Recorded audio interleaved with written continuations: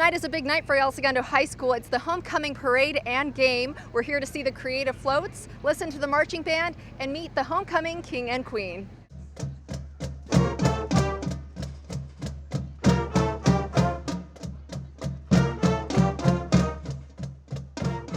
Homecoming is so much energy. Like every year I look forward to this. It's like early Christmas in El Segundo, I think.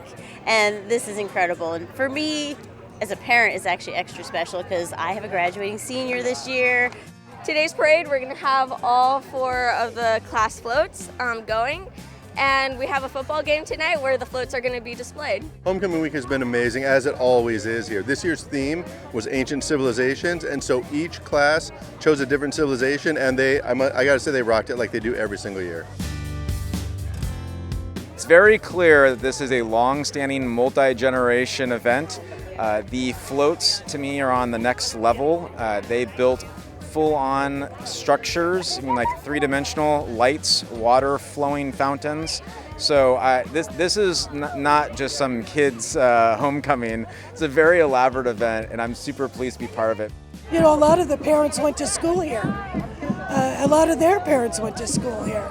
So that spirit is just everywhere, and it shows. You know, the float building every year amazes me. Like the students that do these are already so busy with studies and sports and other activities after school. And then they pull this off. I mean, it's amazing. Every year I'm always impressed with where they find the time and energy and inspiration, but it's alive and well here in El Segundo. The theme is really new this year. So in the past it's kind of been movies or something else. This one's probably the most cerebral. Like these kids really had to do some research and think about, you know, making it work with the ancient history. So it was pretty cool. We thought that the Mongol Empire was very fierce, and like it would be a good representation of how fierce the sophomore class is. Here we have the two temples, Mongol temples, and we have Genghis Khan in the back holding the class of 27, kind of like the victory of class of 27.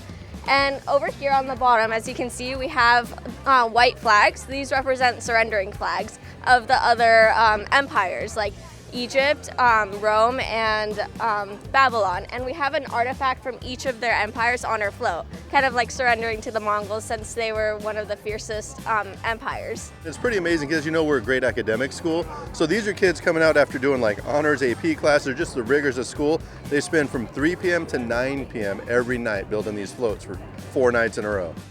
Well, the main thing was that we got tasked with the theme of Rome. So we did a big Coliseum in the back, and then we had to incorporate one El Segundo monument. So for the monument, we decided to do the water tower, and I feel like we executed pretty well. We also tried to incorporate as much as Gundo as we could with the characters in our Coliseum as well.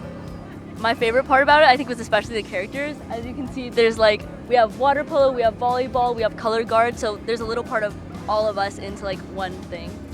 We really had a lot of meetings about it. It was a collective work, lots of people working on it, and when things didn't go our way, we really just rolled with the punches, and that's what made it so special.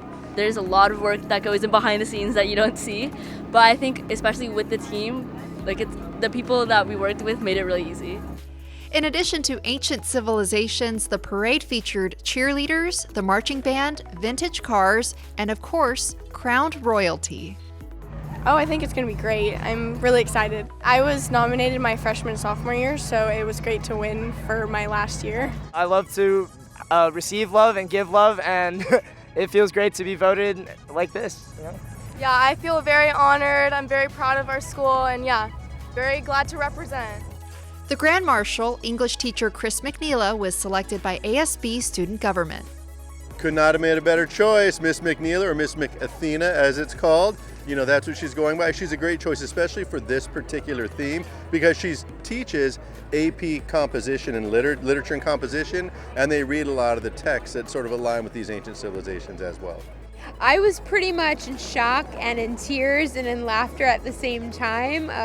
All of a sudden the band was pounding in the hallway right in front of the door, and there were students in togas, and they were bestowing me with flowers and an olive tree, and it was just spectacular. Yeah, it was wonderful. It makes it even a greater honor when you think about the student population is voting for you in support of your teaching methods and how you have rapport with them.